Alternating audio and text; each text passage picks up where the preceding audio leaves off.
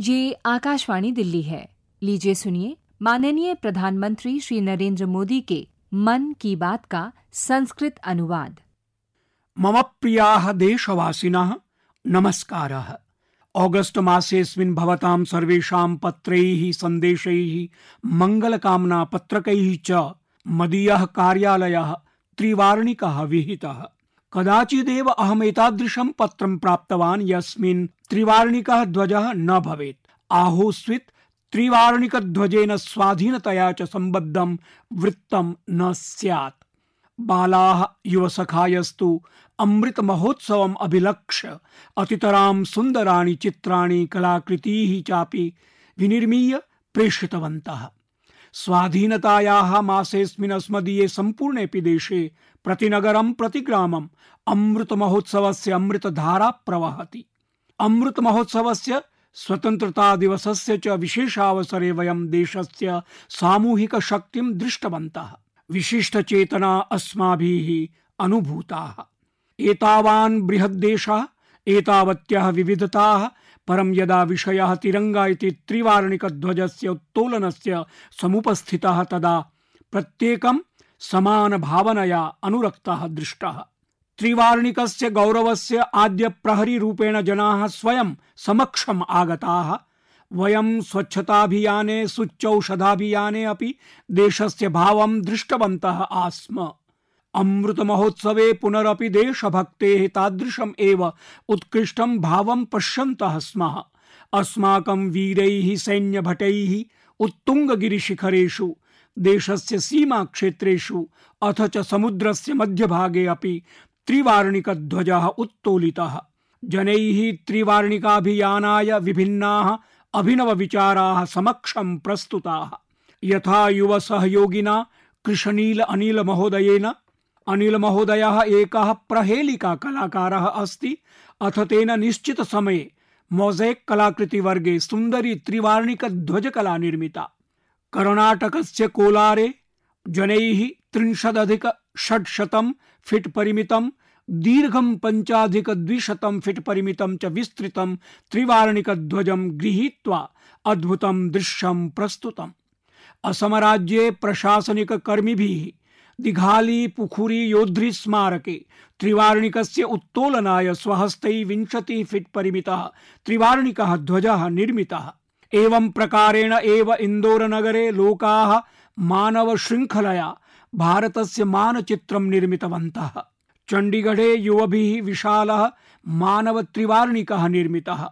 उभावपि प्रयासौ गिनीज इत्याख्ये मानकाङ्कने अपि अभिनिविष्टौ।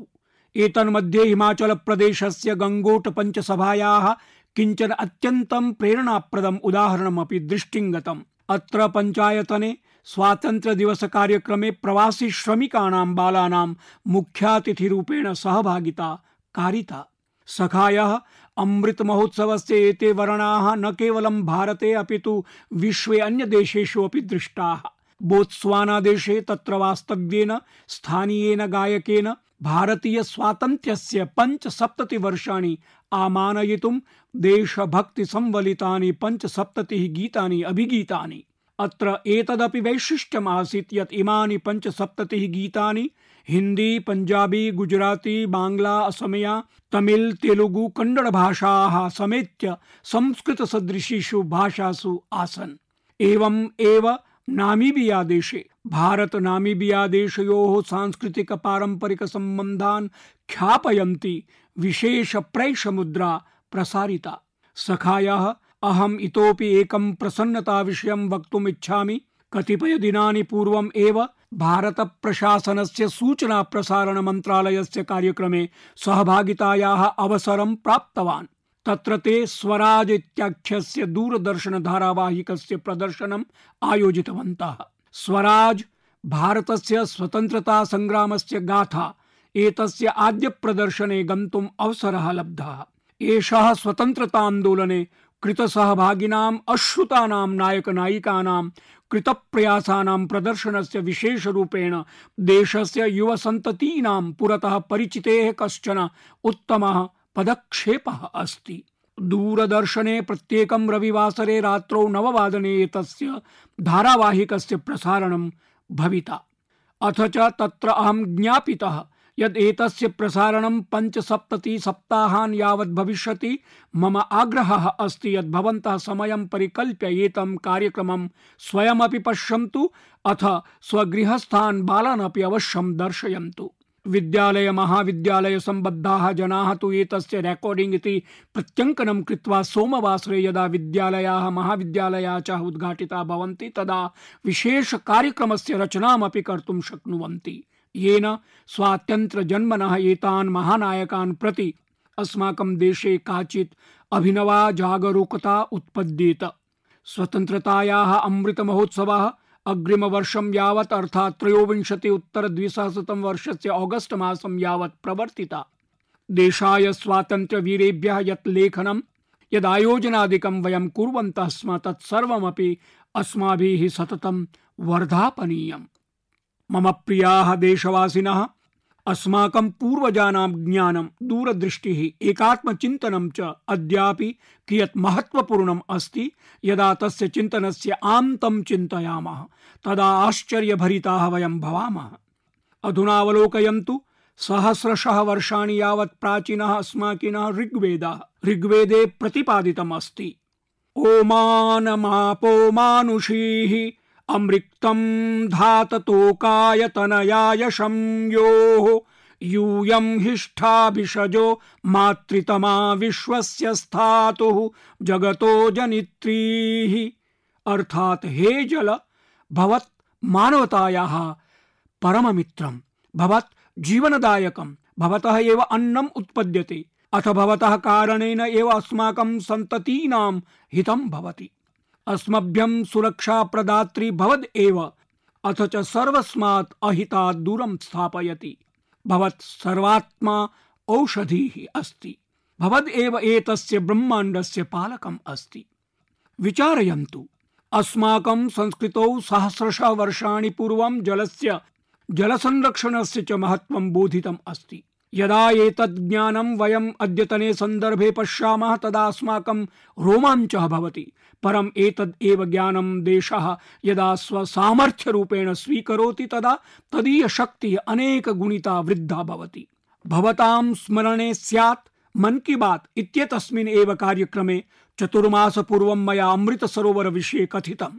तदनन्तरं विभिन्नेषु जनपदेषु स्थानीय प्रशासनं युक्तं, स्वयंसेवी संस्थाः आगताः, स्थानीयाः च जनाः एकत्रिताः जाताः। पश्यतः एव अमृत सरोवराणां निर्माणं किञ्चन जनान्दोलनं संवृत्तम्। यदा देशाय किमपि कर्तुं भावना स्यात्, स्वकर्तव्यानां बोधः स्यात्, आगामी सन्ततीनां चिन्ता स्यात्, तदा सामर्थ्यमपि युनक्ति, अथ च संकल्पः अपि भद्रतरः जायते। तेलंगाना राज्यस्य वारंगल जनपदस्य एकस्य उत्कृष्ट प्रयासस्य विषये अहं ज्ञातवान्। अत्र नूतनस्य एकस्य ग्राम पंचायतस्य समितेः संघटनं जातं, यस्याः नाम अस्ति मंग्त्यावाल्या थाण्डा इति। एषः ग्रामः वनक्षेत्रस्य पार्श्वे अस्ति। अत्रत्य ग्रामस्य समीपे एव एकम् एतादृशं स्थानम् आसीत् यत्र प्रावृट्काले अतिमात्रं जलम् एकत्रितं भवति स्म। ग्रामवासिनाम् उपक्रमेण अधुना एतत् स्थानम् अमृत सरोवराभियानान्तर्गतं विकसितं क्रियमाणमस्ति। ऐषमः प्रावृषि संजात वृष्ट्या एषः सरोवरः जलेन पूर्णः जातः। अहं मध्यप्रदेशस्य मंडलानगर स्थितस्य मोचा ग्रामस्य पंचायत क्षेत्रे निर्मितस्य अमृत सरोवरस्य विषये अपि भवतः सर्वान् बोधयितुम् इच्छामि। एषः अमृत सरोवरः कान्हा राष्ट्रीय उद्यानस्य समीपे अस्ति। एतेन अस्य क्षेत्रस्य सौन्दर्यम् अभिवृद्धम् अस्ति। उत्तर प्रदेशस्य ललितपुरे नवनिर्मितः शहीद भगत सिंह अमृत सरोवरः अपि लोकान् अत्यन्तम् आकर्षयन् अस्ति। अत्रत्य निवाड़ी ग्राम पंचायत क्षेत्रे निर्मितः एषः सरोवरः प्रहेल चतुष्टये प्रसृतः अस्ति। सरोवरस्य तीरे कृतं वृक्षारोपणम् एतस्य शोभां वर्धयति। सरोवरस्य पार्श्वस्थितं 35 फुट् परिमितम् उन्नतं त्रिवार्णिकध्वजं द्रष्टुम् अपि सुदूरक्षेत्रेभ्यः जनाः अत्र आयान्ति। अमृत सरोवरस्य एतत् अभियानं कर्णाटक राज्ये अपि तीव्रगत्या प्रवर्तते। अत्रत्य बागलकोट जनपदस्य बिल्केरूर ग्रामे जनैः अत्यन्तं सुन्दरः अमृत सरोवरः निर्मितः अस्ति। वस्तुतः एतस्मिन् क्षेत्रे पर्वतेभ्यः निर्गतेन जलेन जनानाम् अत्यन्तं कष्टम् आसीत्। कृषकेभ्यः तेषां च सस्येभ्यः हानिः भवति स्म। अमृत सरोवरं निर्मातुं ग्रामीणाः सर्वमपि जलं प्रणाल्या एकत्र आनयन्। एतेन क्षेत्रस्य जलप्लवस्य समस्या अपि दूरं गता। अमृत सरोवराभियानम् अस्माकम् अद्यतन समस्यानां समाधानं तु करोति एव, सः एव आगामि सन्ततिभ्यः अपि अत्यावश्यकम् अस्ति। एतदभियानान्तर्गतम् अनेकेषु स्थानेषु पुरातनानां जलाशयानाम् अपि कायाकल्पः क्रियमाणः अस्ति। अमृत सरोवरस्य उपयोगः पशूनां पिपासाशान्तये सहैव कृषिकार्येभ्यः अपि जायमानः अस्ति। एतेषां सरोवराणां कारणेन समीपस्थितानां क्षेत्राणां भूगतजलस्तरः अपि समृद्धः। तत्रैव एतान् परितः हरितिमापि संवर्धते। न एतावदेव अनेकेषु स्थानेषु जनाः अमृत सरोवरेषु मत्स्यपालनाय अपि सिद्धतां कुर्वन्तः सन्ति। भवतः सर्वान् प्रति मम एतन्निवेदनम् अस्ति, विशेषरूपेण मम युवमित्राणि प्रति, यत् भवन्तः अमृत सरोवराभियाने अधिकाधिकं सहभागं कुर्वन्तु। जलसञ्चयस्य जलसंरक्षणस्य च एतान् प्रयासान् प्रति यथा सामर्थ्यं पूर्णशक्तिं नियोजयन्तु, एतान् च वर्धापयन्तु। मम प्रियाः देशवासिनः, असमराज्यस्य बोङ्गाई ग्रामे काचित् सम्पूर्णा नाम्नी चित्ताकर्षिणी परियोजना प्रवर्तमाना अस्ति। एतस्याः परियोजनायाः उद्देश्यमस्ति कुपोषणं विरुध्य युद्धम्। एतेषां युद्धप्रकारः अपि विशिष्टः एव अस्ति। एतदन्तर्गतं कस्यचित् आङ्गनवाड़ी इति केन्द्रस्य कस्यचित् स्वस्थशिशोः माता कयाचित् कुपोषित शिशुमात्रा साकं प्रतिसप्ताहं मिलति, पोषण संबद्धासु च सर्वविध सूचनासु चर्चयति। अर्थात् एका माता द्वितीयायाः मित्रभूता तदीय सहायतां करोति, तां शिक्षितां च करोति। एतस्याः परियोजनायाः साहाय्येन एतस्मिन् क्षेत्रे एकस्मिन् एव वर्षे प्रतिशतं 90 ततोप्यधिकाः च शिशवः कुपोषणात् विमुक्ताः जाताः। भवन्तः कल्पनां कर्तुं शक्नुवन्ति किं कुपोषणस्य दूरीकरणे गीतसङ्गीतस्य भजनानां वा प्रयोगः भवितुम् अर्हति। मध्यप्रदेशस्य दतिया जनपदे मेरा बच्चा अभियान इत्याख्ये अभियाने एतस्य सफलतापूर्वकः प्रयोगः कृतः। एतदन्तर्गतं जनपदे भजन कीर्तनानि आयोजितानि, यस्मिन् पोषण गुरुः इत्याख्याः शिक्षकाः आहूताः। कश्चन मटका इति घटकार्यक्रमः अपि संवृत्तः। एतस्मिन् महिलाः आङ्गनवाड़ी केन्द्रेभ्यः मुष्टिपरिमितं धान्यम् आनयन्ति। एतेन च धान्येन शनिवासरे बालभोजस्य आयोजनं भवति। एतेन आङ्गनवाड़ी केन्द्रेषु बालानाम् उपस्थितिवर्धनेन सह एव कुपोषणमपि न्यूनतां गतम्। कुपोषणं प्रति जागरूकतावर्धनाय किञ्चन अभिनवम् अभियानं झारखण्डराज्ये अपि प्रवर्तते। झारखण्डस्य गिरिडीह जनपदे सांप सीढ़ी इत्यस्य मोक्षपत्तन क्रीडायाः निर्माणं कृतम्, येन क्रीडन्तः बालाः आचरणस्य उत्तमान् अनुत्तमान् च अंशान् शिक्षन्ति। सखायः कुपोषण संबद्धान् एतावता अभिनव प्रयोगान् भवतः सर्वान् एतदर्थं विज्ञापयन् अस्मि, यतः अस्माभिः सर्वैः अपि आगामिनि मासे एतेन अभियानेन आत्मा योजनीयः। सेप्टेम्बर मासः पर्वभिः सह एव पोषण संबद्धेभ्यः अभियानेभ्यः अपि समर्पितः अस्ति। वयं प्रत्येकस्मिन् वर्षे सेप्टेम्बर मासस्य प्रथम दिनाङ्कतः 30 दिनाङ्कं यावत् पोषण मासम् आचरामः। कुपोषण विरुद्धं समग्रे देशे अनेके अभिनवाः विविध प्रयासाः च क्रियमाणाः सन्ति। प्रविधेः उत्तम प्रयोगः, जनसहभागिता च पोषणाभियानस्य महत्वपूर्णाङ्गरूपेण जायते। देशेन लक्षशः आङ्गनवाड़ी कार्यकर्तृभ्यः दूरभाषयन्त्र प्रदानात् आरभ्य आङ्गनवाड़ी सेवानां प्रस्तुतिपरीक्षणाय पोषण ट्रैकर इति पोषणान्वेषकस्य अपि आरम्भः कृतः। सर्वेषु आकांक्षी जनपदेषु अथ च पूर्वोत्तर राज्येषु 14 वर्षाद् आरभ्य 18 वर्षदेशीयाः बालिकाः अपि पोषणाभियानस्य अन्तर्गतं समाविष्टाः सन्ति। कुपोषणस्य समस्यायाः निराकरणं न एतान् पदक्षेपान् यावत् सीमितम्। एतस्मिन् युद्धे अन्येषां बहूनाम् उपक्रमाणां महत्वपूर्णा भूमिका अस्ति। उदाहरणरूपेण जलजीवन मिशन इत्येतं लक्ष्यम् एव यदि स्वीकुर्वन्ति तर्हि भारतं कुपोषणमुक्तं कर्तुम् एतस्य सङ्कल्पस्य अपि महत्परिणामः भविष्यति। कुपोषणस्य समाह्वानानां सम्मुखीकरणे सामाजिक जागरूकता सम्बद्धाः प्रयासाः महत्वपूर्ण भूमिकाम् आवहन्ति। अहं भवतः सर्वान् प्रति आग्रहं करोमि यत् भवन्तः आगामिनि पोषणमासे कुपोषणं दूरं कर्तुं क्रियमाणेषु प्रयासेषु अवश्यं सहभागं कुर्वन्तु। मम प्रियाः देशवासिनः, चेन्नई नगरात् श्रीदेवी वरदराजन वर्यया एकं स्मारणं प्रेषितं। तया माईगोव पटले स्वविषयः एवं लिखितः: नूतन वर्षस्य आगमने अधुना 5 मासेभ्यः अपि न्यूनः कालः अवशिष्टः। वयं च सर्वे जानीमः यत् आगामी नूतन वर्षः मिलेट्स् इति स्थूलधान्यस्य अन्ताराष्ट्रियवर्षरूपेण आमानयिष्यते। तया मम निमित्तं देशस्य किञ्चन मिलेट् धान्यस्य मानचित्रमपि प्रेषितम् अस्ति।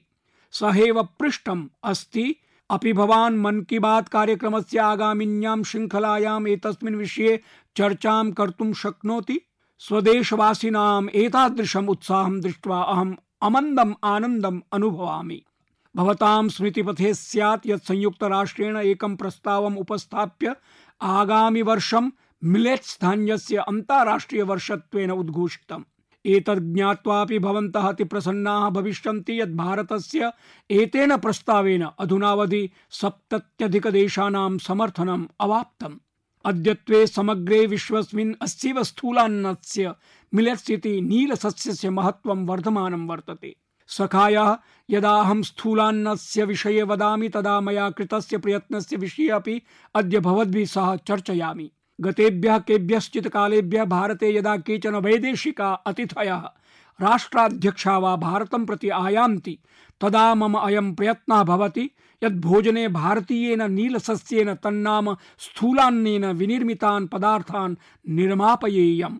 किञ्च अयमपि अनुभवः सञ्जातः यत् एतेभ्यः विशिष्टातिथिभ्यः इमे पदार्थाः अत्यन्तं रोचन्ते। अस्मदीयस्य नीलसस्यस्य स्थूलान्नस्य वा सन्दर्भे नैकाः सूचनाः एकत्रीकर्तुमपि ते प्रयतन्ते।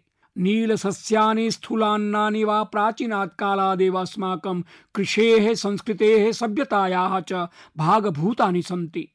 अस्माकं वेदेषु नीलसस्यस्य उल्लेखः प्राप्यते। अनेन प्रकारेण एव पुराणनुरु, तोल्काप्पियम् इत्यनयोरपि अस्मिन् विषये वर्णनं कृतम्। भवन्तः देशस्य कमपि भागं गच्छन्तु नाम तत्र भवद्भ्यः भोजनप्रसङ्गे विभिन्नप्रकारकाणि नीलसस्यानि द्रष्टुं लभ्यन्ते। भारतीय भाषया भाष्यमाणानि ज्वार, बाजरा, रागी, सामा, कंगनी, चीना, कोदो, कुटकी, कुट्टू इत्यादीनि एव नीलसस्यानि भवन्ति। विश्वस्मिन् भारतं नीलसस्यानां सर्वाधिकः बृहन् उत्पादकः देशः वर्तते। अतः अस्य उपक्रमस्य साफल्यस्य एव सुमहत् दायित्वं भारतीयेषु अस्मासु एव वर्तते। अस्माभिः सर्वैः सम्भूय एतस्मै उपक्रमाय जनान्दोलनरूपं प्रदेयं वर्तते। किञ्च देशस्य जनेषु नीलसस्यानां विषये जागरूकता संवर्धनीया। सखायः, भवन्तः तु सम्यग् रूपेण जानन्ति यत् नीलसस्यानि कृषकेभ्यः अपि लाभदायकानि भवन्ति। तत्रापि विशिष्यतया न्यूनायवद्भ्यः कृषकेभ्यः तु एतन्महते लाभाय एव। वस्तुतः अत्यन्तम् अल्पेनैव कालेन एतानि सस्यानि सिद्धानि भवन्ति। किञ्च अस्मिन् अधिकजलस्य आवश्यकता न भवति। अस्माकं न्यूनायवद्भ्यः कृषकेभ्यः तु नीलसस्यानि विशेषेण लाभदायकानि सन्ति। नीलसस्यानां भूसा इति त्वक्चूर्णानि पश्वाहारोऽपि मन्यते। अद्यत्वे युवसन्ततयः स्वस्थजीवनस्य, स्वस्थभोजनस्य च विषये विशेषावधानवन्तः सन्ति। अनया दृष्ट्या चर्चयामः चेत् नीलसस्येषु पर्याप्तमात्रया प्रोटीन्, फाइबर, मिनरल इत्यादीनि पोषकतत्त्वानि सन्ति। अनेके जनाः तु एतानि सर्वोत्तम आहारः इत्यपि कथयन्ति। नीलसस्यैः अनेके लाभाः भवन्ति। स्थौल्यस्य न्यूनीकरणेन सहैव मधुमेहस्य, उच्चरक्तचापस्य, हृदयसम्बद्धरोगाणां च अपायान् अपि न्यूनीकुर्वन्ति। अनेन सहैव उदरयकृतयोः रोगाणां संरक्षणाय एतानि उपकुर्वन्ति। किञ्चित् कालपूर्वमेव वयं कुपोषणसन्दर्भे चर्चितवन्तः स्मः। कुपोषणनिवारणाय अपि एतानि अत्यन्तं लाभदायकानि वर्तन्ते। यतो हि एतानि प्रोटीनयुतानि, शक्तिसम्पन्नानि च भवन्ति। देशे अद्यत्वे नीलसस्यानां संवर्धनाय नैके प्रयत्नाः क्रियन्ते। एतैः नीलसस्यैः युक्तैः विशिष्टैः अनुसन्धानैः नवाचारैः च सहैव FPOS इति कृषक उत्पादक संघटनम् अपि पुरस्क्रियते। स्वीय कृषक बन्धूनां भ्रातॄणां भगिनीनां च कृते एषः एव मदीयः आग्रहः अस्ति यत् ते नीलसस्यानि तन्नाम स्थूलान्नानि आधिक्येन प्रयुज्य लाभं प्राप्नुयुः। एतद्दृष्ट्वा अपि अत्यन्तं हर्षितः भवामि यत् अद्यत्वे अनेके नवव्यवसायाः प्रकाशम् आयान्ति ये नीलसस्यानां सन्दर्भे कार्यं कुर्वन्ति। एतेषु केचन नीलसस्य निर्मितानि सुपिष्टकानि, केचन नीलसस्य निर्मितान् अपूपान्, ऊर्जाः पीठिकाः, केचन नीलसस्य निर्मितान् अल्पाहारान्, केचन च दोसा खाद्यानि सज्जीकुर्वन्ति। अहम् एतस्मिन् क्षेत्रे कार्यं कुर्वद्भ्यः सर्वेभ्यः जनेभ्यः नैकाः शुभकामनाः प्रयच्छामि। उत्सवस्य वातावरणेऽस्मिन् वयम् अनेकेषु पक्वान्नेषु स्थूलान्नस्य प्रयोगं कुर्मः। भवन्तः स्वीय गृहे विनिर्मितानाम् एतादृशानां पक्वान्नानां भावचित्राणि सामाजिक संचार माध्यमेषु निश्चयेन सहकुर्वन्तु, येन जनेषु स्थूलान्न संदर्भे रुचिः संवर्धेत। मदीयाः प्रियाः देशवासिनः, अधुना कतिपयेभ्यः दिनेभ्यः पूर्वमेव अहम् अरुणाचल प्रदेशस्य सियांग जनपदस्य जोरसिंग ग्रामस्य एकां वार्तां श्रुतवान्। एषा वार्ता एतादृशस्य परिवर्तनस्य विषये आसीत् यस्य प्रतीक्षा अस्य ग्रामस्य जनेभ्यः नैकेभ्यः वर्षेभ्यः आसीत्। वस्तुतः जोरसिंग ग्रामे अस्मिन्नेव मासे स्वातन्त्र्यदिवसात् 4G इति अन्तर्जालीया सेवा आरब्धा। यथा पूर्वं कदाचित् ग्रामे विद्युत् प्राप्तेः अनन्तरं जनाः भवन्ति स्म प्रसन्नाः, अधुना नवभारते तादृशी एव प्रसन्नता 4G इत्यस्य प्राप्तेः अनन्तरं जायते। अरुणाचलस्य पूर्वोत्तरस्य च सुदूरक्षेत्रेषु 4G इति रूपेण कश्चन नूतनतया सूर्योदयः जातः। अन्तर्जालसम्पर्कः किञ्चन नवं प्रभातम् आदाय समुपस्थितः वर्तते। यत् सौविध्यं कदाचित् केवलं महानगरेषु एव प्राप्यते स्म, तत् डिजिटल भारतं प्रतिग्रामं यावत् प्रापितवत्। अनेन कारणेन देशे नूतनतया डिजिटल नवोद्यमाः आरब्धाः। राजस्थानस्य अजमेर जनपदस्य सेठा सिंह रावत महोदयः आभासीय सौचिक ई-केन्द्रं दर्जी ऑनलाइन ई-स्टोर इति सञ्चालयति। भवन्तः चिन्तयिष्यन्ति यत् कीदृशमेतत् कार्यम् आभासीय सौचिकः दर्जी ऑनलाइन इति। वस्तुतः सेठा सिंह रावतः कोविड कालात् पूर्वं सीवन कार्यं करोति स्म। यदा कोविड कालः आरब्धः तदा रावत महोदयः एतं पन्थाह्वानं बाधकत्वेन न अपितु अवसरत्वेन कल्पितवान्। सः सर्वसामान्यान्तर्जालीय सेवा केन्द्रं तन्नाम CSEE केन्द्रे प्रवेशं कृत्वा आभासीय कार्यम् आरब्धवान्। सः लक्षितवान् यत् ग्राहकाः महत्या संख्यया मुखाच्छादकानि इच्छन्ति। सः काश्चन महिलाः संस्थाप्य मुखच्छादकानां निर्माणम् आरब्धवान्। एतदनन्तरं दर्जी ऑनलाइन इति नाम्ना स्वीयं केन्द्रम् आरब्धवान्, यत्र नाना प्रकारकाणि वस्त्राणि निर्माय विक्रयणम् आरब्धवान्। अधुना डिजिटल भारतस्य कारणेन सेठ महोदयस्य कार्यम् एतावत् प्रवृद्धं वर्तते यत् तस्मै सम्पूर्ण देशात् ग्राहकाः लभ्यन्ते। शतशः महिलाभ्यः सः उद्योगं परिकल्पितवान्। डिजिटल भारतम् उत्तर प्रदेशस्य उन्नाव वास्तव्यम् ओम प्रकाश सिंह महोदयम् अपि डिजिटल नवोद्यमिनं कृतवत्। सः स्वस्मिन् ग्रामे सहस्राधिकानि ब्रॉडबैंड संपर्कसूत्राणि संस्थापितवान्। ओम प्रकाश महोदयः स्वस्य सर्वसामान्य अन्तर्जालीय सेवा केन्द्रस्य समीपे निःशुल्कतया वाईफाई क्षेत्रमपि विनिर्मितवान्, येन अपेक्षमाणेभ्यः जनेभ्यः महत् साहाय्यं भवति। ओम प्रकाश महोदयस्य कार्यं तथा प्रवृद्धं वर्तते यत् सः 20 जनान् उद्योगिरूपेण संस्थापितवान्। एते जनाः ग्रामस्य विद्यालयं, चिकित्सालयं, राजस्व कार्यालयं, आंगनवाड़ी केन्द्रं च प्रति ब्रॉडबैंड संपर्कसूत्राणि प्रापयन्ति, किञ्च अनेन उद्योगम् अपि लभन्ते। सर्वसामान्य अन्तर्जालीय सेवा केन्द्रमिव शासकीये ई-विपणि पटले तन्नाम GEM संचार माध्यमे अनेकाः सफलता विषयिण्यः वार्ताः श्रूयन्ते। सखायाः मह्यं ग्रामेभ्यः एतादृशाः अनेके सन्देशाः प्राप्यन्ते ये अन्तर्जाल कारणेन जायमानानि परिवर्तनानि मया सह चर्चयन्ति, सह कुर्वन्ति वा। अन्तर्जालम् अस्माकं युवमित्राणाम् अध्ययनस्य, अधिगमनस्य च प्रकारान् एव परिवर्तितवत्। यथा उत्तरप्रदेशस्य गुडिया सिंह महोदया यदा उन्नावस्य अमोया ग्रामं स्वीयं श्वशुरालयं सम्प्राप्ता तदा तस्यै स्वाध्ययनस्य चिन्ता सञ्जाता, परन्तु भारतीयम् अन्तर्जालं तस्याः एतादृश्याः समस्यायाः समाधानं कृतवत्। गुडिया अन्तर्जालमाध्यमेन स्वीयाध्ययनम् अनुवर्तितवती, किञ्च सा स्नातकोपाधिं प्राप्तवती। ग्रामेषु एतादृशानि अनेकानि जीवनानि डिजिटल भारत अभियानेन नूतनां शक्तिं प्राप्नुवन्ति सन्ति। भवन्तः मह्यं ग्रामेषु डिजिटल उद्यमीनां विषये अधिकाधिकं विलिख्य प्रेषयन्तु, किञ्च तदीयाः साफल्यदाः कथाः सञ्चारमाध्यमेषु अपि अवश्यं सहकुर्वन्तु। मम प्रियाः देशवासिनः, केभ्यश्चित् कालेभ्यः पूर्वं मह्यं हिमाचलप्रदेशात् मन की बात इत्यस्य एकस्य श्रोतुः रमेश महोदयस्य पत्रं प्राप्तम्।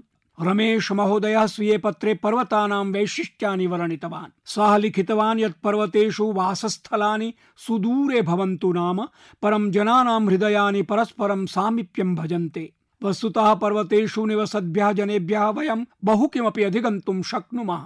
पर्वतीय जीवन शैल्याः संस्कृतेः च अस्मभ्यं प्रथमः पाठः अयमेव लभ्यते यत् परिस्थितीनाम् अधीनाः यदि वयं न भवेम तर्हि शीघ्रमेव ताः अपि विजेतुं शक्नुयाम।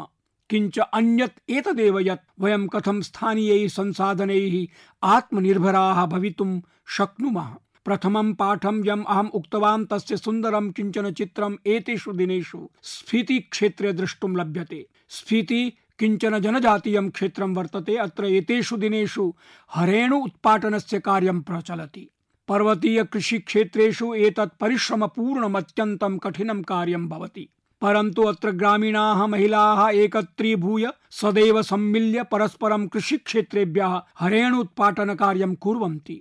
अनेन कार्येण सहैव महिलाः छपरा माजी छपरा इति स्थानीयं गीतमपि गायन्ति। तन्नाम अत्र परस्परं सहयोगः कस्याश्चित् परम्परायाः भागः विद्यते। स्फीति इत्यत्र स्थानीय संसाधनानां सदुपयोगस्य सर्वोत्तमम् उदाहरणं प्राप्यते। स्फीत्यां ये कृषकाः गाः पालयन्ति तासां गोमयानि शोषयित्वा गोणीषु पूरयन्ति। यदा शैत्यकालः भवति तदा एताः गोणीः गवां वासस्थलेषु प्रसारयन्ति। एतं वासस्थलं खूड इति वदन्ति। हिमपात संदर्भे एताः गोण्यः शैत्यात् गाः रक्षन्ति। शैत्यानन्तरम् एतानि एव गोमयानि कृषिक्षेत्रेषु उर्वरकत्वेन उपयुज्यन्ते। तन्नाम पशूनाम् अवकरैः तेषां सुरक्षा कृषिक्षेत्रेषु उर्वरकं चापि भवति। कृषौ योजनमपि न्यूनं किञ्च उत्पादनमपि अधिकम्। अतएव एतानि क्षेत्राणि एतेषु दिनेषु प्राकृतिक कृषिनिमित्तमपि काचित् प्रेरणारूपेण जायमानानि सन्ति। सखायाः एतादृशाः एव श्लाघ्याः प्रयत्नाः अस्माकम् इतोपि एकस्मिन् पर्वतीये राज्ये उत्तराखण्डे द्रष्टुं प्राप्यन्ते। उत्तराखण्डे अनेकेषां प्रकाराणाम् औषधयः वनस्पतयः च प्राप्यन्ते, याश्च अस्माकं स्वास्थ्याय अत्यन्तं लाभप्रदाः भवन्ति। तासु एव किञ्चन फलं वर्तते बेडु इति।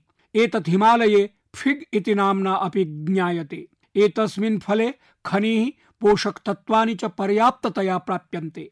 जनाः फलरूपेण तु अस्य सेवनं कुर्वन्त्येव। अनेन सहैव नैकेषां रोगाणाम् उपचाराय अपि एतत् उपयुज्यते। अस्य फलस्य एतादृशं वैशिष्ट्यं परिलक्ष्य एव अधुना बेडूरसः, बेडू जैम, तन्निर्मितम् उपसेचनम्, अवलेहः एतच्च शोषयित्वा शुष्कफलरूपेण अपि विपणिं प्रति आनीतवन्तः। पिठोरागढ़ प्रशासनस्य साहाय्येन आरम्भोद्यमेन जनानां साहाय्येन च बेडू इत्येतत् विपणिं प्रति अनेकरूपैः प्रापयितुं साफल्यं लब्धं वर्तते। बेडू इत्येतत् पर्वतीय अंजीर नाम्ना प्रतिष्ठाप्य आभासीय विपणौ अपि आनीतवन्तः। अनेन कृषकेभ्यः आयस्य नूतनं स्रोतः प्राप्तमेव वर्तते। अनेन सहैव बेडू औषधीय गुणानां लाभः सुदूरं यावत् प्राप्यमानं वर्तते। मम प्रियाः देशवासिनः, मन की बात इत्यत्र आरम्भे वयं स्वातन्त्र्यस्य अमृत महोत्सव विषये चर्चितवन्तः। स्वतन्त्रता दिवसस्य एकेन महता पर्वणा सहैव आगामिषु दिनेषु इतोपि अनेकानि पर्वाणि आगमिष्यन्ति। अधुना कतिचन दिनानाम् अनन्तरमेव भगवतः गणेशस्य आराधनायाः पर्व गणेश चतुर्थी वर्तते। गणेश चतुर्थी इत्युक्ते गणपति बप्पा इत्यस्य आशिषः पर्व। गणेश चतुर्थ्याः पूर्वम् ओणम् इत्यस्य पर्व अपि आरभते। विशेषरूपेण केरल राज्ये ओणम् पर्व शान्त्याः समृद्धेः च सद्भावनया सह आचरिष्यते। ऑगस्ट मासस्य 30 दिनाङ्के हरतालिका तीज पर्व अपि वर्तते। उत्कल राज्ये सेप्टेम्बर मासस्य 1 दिनाङ्के नुआखाई पर्व अपि आचरिष्यते। नुआखाई इत्यस्य अभिप्रायः एव भवति नूतनं खाद्यम्। एतदपि अन्यत् पर्व इव अस्माकं कृषिपरम्परया युक्तं पर्व वर्तते। एतन्मध्ये जैन समाजस्य संवत्सरीय पर्व अपि भविष्यति।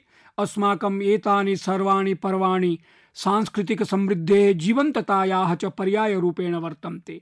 अहं सर्वेभ्यः एतेभ्यः उत्सवेभ्यः विशिष्टावसरेभ्यः च शुभकामनाः प्रयच्छामि। एतैः पर्वभिः साकमेव श्वः ऑगस्ट मासस्य 29तमे दिने मेजर ध्यानचन्दवर्यस्य जन्मजयन्त्यवसरे राष्ट्रिय क्रीडा दिवसः अपि आयोजयिष्यते। अस्मदीयाः युवक्रीडकाः वैश्विकमञ्चेषु अस्माकं त्रिवार्णिकध्वजस्य गौरवं विवर्धयन्तः सन्ति। एषः एव ध्यानचन्दवर्यं प्रति अस्मदीयः श्रद्धाञ्जलिः वर्तते। वयं सर्वे सम्भूय देशस्य कृते एवमेव कार्याणि कुर्वन्तः भवेम। देशस्य च सम्मानं विवर्धयन्तः स्याम। अनया कामनया साकम् अहं स्वीयं संवादमिमं सम्पूर्णतां नयामि। आगामिनि मासे पुनरेकवारं भवद्भिः सार्धं मन की बात इति मनोगतं संविभाजयिष्यामि। कोटिशः धन्यवादाः। अभी आप माननीय प्रधानमंत्री श्री नरेंद्र मोदी के मन की बात का संस्कृत अनुवाद सुन रहे थे। ये कार्यक्रम आकाशवाणी के दिल्ली केंद्र से प्रसारित किया गया।